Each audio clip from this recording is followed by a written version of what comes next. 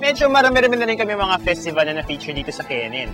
Pero narinig niyo na ba ang Mambulawan Festival?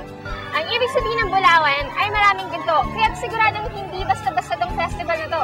Siguradong kumikinang din ang mga patimpalak at papremyo sa festival na ito. Kaya bago tayo maiwanan, fly na tayo sa fiesta ng Camarines Norte Bureau.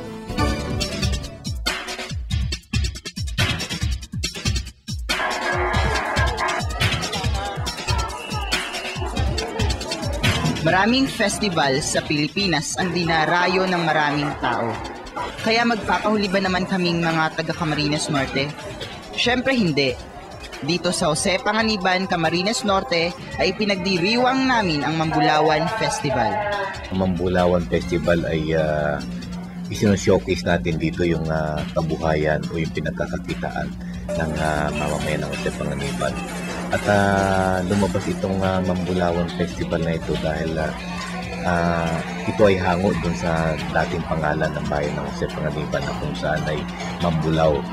At yung Bulawan naman ay ito ay instance for gold na kung saan nga yung sinasabi nating ginto, ito yung mga industriya o pinagkakakitaan ng mamamayan ng Jose Panganiban. Halimbawa, tulad ng bayan ng Jose Panganiban, mayroon tayong tatlong industriya dito.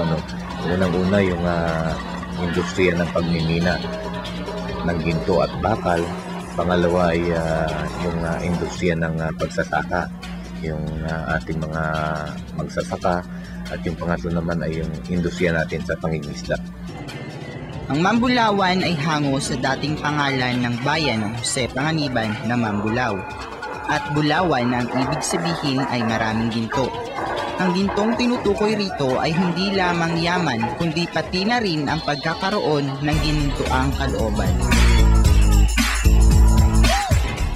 Ang Mambulawan ay hindi basta-basta festival. Marami ditong patimpalak na pwedeng salihan. Ang pinakatampok sa mga patimpalak ay ang street dancing na sinasalihan ng iba't ibang kabataan mula sa iba't ibang barangay at paaralan.